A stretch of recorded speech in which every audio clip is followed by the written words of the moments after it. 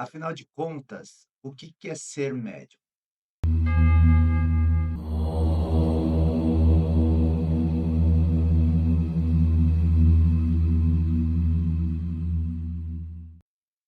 Olá, pessoas queridas, espero que vocês estejam bem. Para quem não me conhece, eu sou Maurício Ono, já vou pedindo licença para entrar com a minha energia onde você estiver assistindo esse vídeo.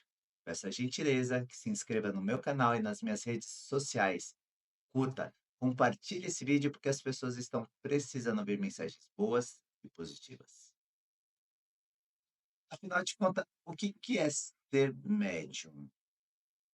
Ser médium é uma nomenclatura muito utilizada nas religiões, né, no espíritas, né, que estão ligados a essa questão da espiritualidade, né. Ser médium seria você ter a capacidade de poder se comunicar com o sobrenatural, capacidade de ver, enxergar, sentir, escutar, ter as suas capacidades mais sensíveis, mais aguçadas. Em outras crenças, você vai chamar isso de siddhis, por exemplo, lá na Índia, né, siddhis são as suas supercapacidades, superpoderes que você adquire através de uma prática ou treinamento, ou que você nasce com isso. Assim como as pessoas chamam de dom também, algumas pessoas chamam de qualidades espirituais, e tem vários nomes. Então, assim, na verdade, são somente nomenclaturas, tá? Dentro do xamanismo, o xamã é aquela pessoa, né, que cura, que tem o conhecimento. Xamã significa ter o conhecimento, a pessoa que consegue se comunicar com o sobrenatural. Lá no Oriente, onde eu tive a minha iniciação, é totalmente uma visão diferente do que é aqui do Ocidente, por exemplo, sobre essa questão do xamanismo, né? Então a gente tem que entender que todo o processo que envolve essa sensibilidade que você traz, algumas pessoas vão chamar de mediunidade, algumas pessoas vão chamar de CIS, algumas pessoas vão chamar de dons, algumas pessoas vão chamar de qualidades espirituais. Então, existem vários tipos de mediunidades, vamos dizer assim. Mas, na verdade, é uma coisa inata do ser humano. Você ter uma sensibilidade, por exemplo, sabe, você pode ser aquela pessoa que chega no ambiente, sente um ambiente mais pesado, chega no ambiente, sente aquela leveza no ambiente. Você pode ser aquela pessoa que você só de olhar para a pessoa, você sente o que essa pessoa está sentindo. Você pode ser aquela pessoa que vê espíritos, você pode ser aquela pessoa que ouve espíritos, você pode ser aquela pessoa que tem uma intuição bem aguçada. Você pode ser uma pessoa que escreve psicografia, você pode ser uma pessoa que escuta, que é audiência, todas essas coisas. Então existem inúmeras supercapacidades, dons ou mediunidades. O que a gente tem que entender que isso não é uma coisa de uma pessoa especial. Nossa, aquela pessoa é uma pessoa especial porque tem isso. A gente tem que entender que todos os processos mediúnicos, todos os processos de de supercapacidades, sim, são treináveis. Diferente, obviamente, daquela pessoa que nasceu com isso. Se uma pessoa nasce com isso, é porque em outras vidas ela já treinou isso. E nesta vida ela traz. Se você nunca trabalhou isso, de repente, em alguma existência sua, de repente, nessa vida você pode começar a treinar. E como tudo na vida, né? Obviamente, aquela pessoa que está começando a treinar agora é diferente de uma pessoa que já é treinada há muito mais tempo. Um atleta não pode se comparar a uma pessoa que começou os princípios básicos do esporte. Percebem? A mesma coisa acontece dentro desse nosso processo de mediunidade. Eu acredito que todos nós possamos treinar aquilo que a gente quer, né? E fazer o que a gente pode fazer.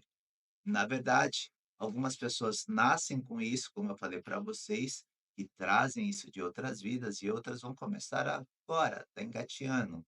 Mas todos nós temos, em algum nível, algum processo dessa sensibilidade. O que a gente tem que entender é que dentro desses processos, dessa sensibilidade, isso pode nos ajudar ou nos atrapalhar muito. Depende de como você vai encarar a vida e como, principalmente, o conhecimento que você vai ter a respeito sobre. Como eu sempre brinco aqui para as pessoas, o conhecimento liberta. E trazendo essa questão do conhecimento liberta, quanto mais você estudar, quanto mais você se instruir, quanto mais você treinar, melhor você vai ficando nesses aspectos desse treinamento e menos medo, menos receio você vai ter. Eu sou uma pessoa, por exemplo, eu sempre tive isso a vida toda, né, da minha juventude até meus 19, 20, 21 anos, e era totalmente descompensado isso em mim. Eu trabalhava absurdamente. E eu cheguei a ter um quadro de insônia dos meus 5 até os meus 19 anos, porque à noite, por causa justamente dessa minha sensibilidade, eu não conseguia dormir. E só depois que eu conheci um mestre, eu comecei a treinar, eu comecei a ter, a absorver esse conhecimento, eu deixei de ter medo. Então, por isso eu sempre falo que o conhecimento liberta. E obviamente não adianta você só ter o conhecimento, como eu sempre brinco para as pessoas, não adianta você ser um obeso intelectual e não colocar em prática as coisas que precisa ter na sua vida, né? A obesidade intelectual é aquela pessoa que estuda, estuda, estuda, estuda e não coloca nada em prática. Temos muitos, algumas coisas, né, alguns critérios que temos que entender. Obviamente, respeito a opinião de cada um e cada um pensa como quiser, mas a gente tem que entender assim, ó, não é porque você veio com a sensibilidade, e como eu já falei aqui para vocês, todos vêm com uma sensibilidade, né, que você precisa, que nem em todo lugar que você vai, você fala: "Nossa, você tem uma mediunidade, você precisa trabalhar com isso". Será?